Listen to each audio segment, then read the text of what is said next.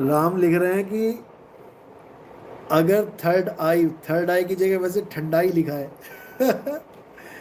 अगर थर्ड आई आंखों के बीच में नहीं होगी तो कहां पर होगी? पेट के अंदर होगी क्या तीसरी आंख?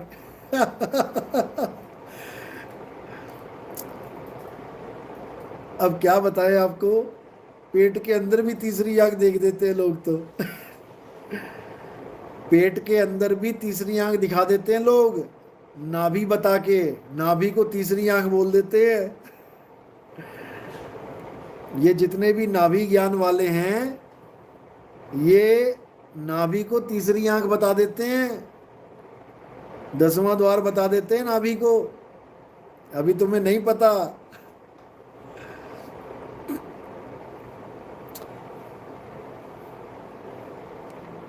सब कुछ बताया जाता है, लेकिन समय आने पे, समय आने पे बताया जाता है, ऐसे नहीं बताया जाता। गुरु की मर्यादा होती है एक, बिना मर्यादा अगर कोई ये बात बता देता है, मर्यादा भंग होती है। अगर कोई भी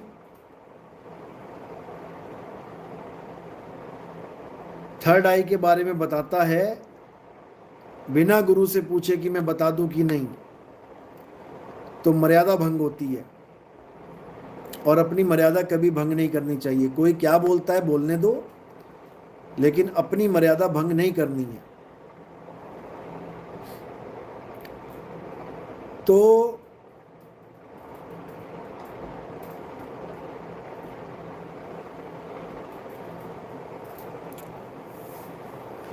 ये सारा ज्ञान तब समझ में आता है भाई, जब अच्छे से सत्संग सुनते हैं, तब हर चीज समझ में आने लग जाएगी। इसलिए सबसे पहला काम क्या है? सत्संग सुनो, सीरियल वाइज सत्संग सुनते जाओ। कबीर साहब क्या कह रहे हैं, रविदास जी क्या कह रहे हैं, मीराबाई क्या कह रही है, पलटू दास क्या कह रहे हैं, नाभा जी क्या कह रहे हैं, गरीबदास जी क्या कह रहे हैं, नानक साहब क्या कह रहे हैं, हर चीज समझ में आने लग जाएगी। ईसा मसीह क्या कह रहे हैं, मोहम्मद साहब क्या कह रहे हैं, महात्मा बुद्ध क्या कह रहे हैं, वो भी समझ में आने लग जाएगा। तो सबका जो एक सार है, वो आत्मा ही है, आत्मा ही है। ईसाइयों में उसको वर्ड बोल दिया गया, मोहम्मडन में उसको रूह बोल दिया गया, मोहम्मद बोल दिया गया। आज जितने भी मुसलमान भाई हैं, सबके नाम के आगे मोहम्मद लगाया गया। क्यों लगाया गया? ताकि सब जागरूक रहें कि वो आत्मा है। मोहम्मद का मतलब होता है प्रशंसा के काबिल, जिसकी तारीफ की जा सके, जो तारीफ के काबिल है। और तारीफ केवल आत्मदेव की ही है, और किसी की नहीं। आत्मदेव ही तारीफ के काबिल हैं, उन्हीं का नाम मोहम्मद है। मोहम्मद का मतलब है आत्मज्ञानी। इसीलिए मोहम्मद साहब ने ये बोला था कि जो आखिरी इमाम आएंगे वो भी मोहम्मद ही होंगे, उनका नाम मेरा नाम एक होगा। यानी जैसा मैं आत्मज्ञानी हूं, वैसा ही वो भी होगा। उन्होंने ये भेद खोला था। और मुस्लिम ये सोच रहे हैं कि कोई मोहम्मद नाम का आएगा, उसका नाम मोहम्मद होगा। अरे भाई, अगर उसका नाम मोहम्मद होगा, फिर इमाम मेहंदी किसका नाम होगा? दो नाम होंगे उसके। और इमाम मेहंदी का मतलब क्या होता है? उसका मतलब है जिसको परमात्मा गाइड करे, यानी जिसको परमात्मा ने ज्ञान दिया है, जिसको परमात्मा ने रास्ता दिखाया है, जिसको परमात्मा ने पंथ दिया है, रास्ता बताया है, और वो उसी रास्ते को आगे बताए, उसी पंथ को आगे बढ़ाए, उसी ज्ञान को आगे बांटे, उसको इमाम मेहंदी कहते हैं। यानी वो सच्चे पंथ का मालिक होगा, सच्चे पंथ का मास्टर होगा, उसको इमाम मेहंदी कहते हैं। ये गुणवाचक नाम है उनका, ये गुण है उनका, सच्चे पंथ का मालिक, ये उनका गुण है, नाम नहीं है कि उनका नाम इमाम मेहंदी होगा, नहीं होगा। उनका नाम मोहम्मद होगा, नहीं होगा। मोहम्मद उनका ज्ञान होगा, तारीफ के काबिल उनका ज्ञान होगा।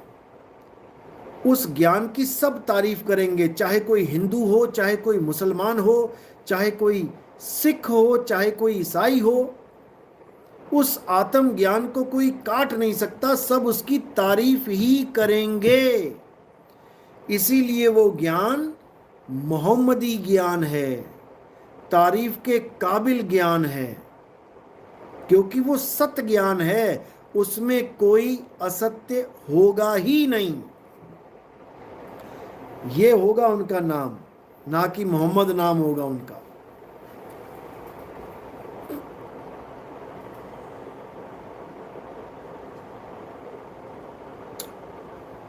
राम जी परेशान हो गए हैं लग रहा है।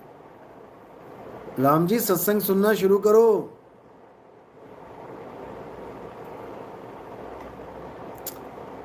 सत्संग सुनना शुरू करो, सब समझ में आ जाएगा। सारे सवाल एक ही सेशन में थोड़ी नहीं पूछ लेने हैं तुमने।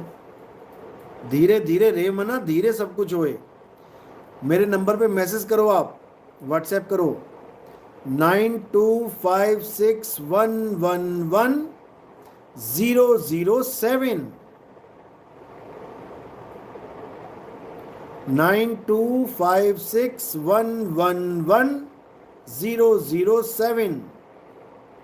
इस नंबर पे मैसेज करो, आपको सत्संग की पूरी लड़ी भेज देंगे। अच्छी तरह सुनते चले जाओ, समझते चले जाओ, 101% कल्याण हो जाएगा।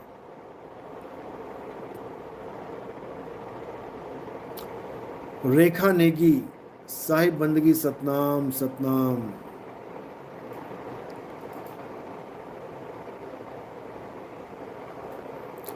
BS वाजा, गुरुजी टकसार बंदगी कैसे की जाए? टकसार बंदगी जैसे आपको बताया, दोनों हाथ जोड़ के जैसे तालाब से पानी निकालते हैं साहेब, फिर दोनों हाथ को सिर पे रख के बंदगी, दोनों हाथ को जोड़ के सतनाम, साहिब बंदगी सतनाम। राम जी आप गूगल पे सर्च करें, आप गूगल प्ले स्टोर पे जाइए, वहां पे टाइप कीजिए कहत कबीर सुनो भाई साधो। गूगल प्ले स्टोर पे जाके कहत कबीर सुनो भाई साधो टाइप कीजिए, आपके पास सत्संग आ जाएंगे सीरियल वाइज। आप सीरियल वाइज सत्संग सुनते चले जाइए, आपको हर चीज समझ में आने लग जाएगी। सतनाम।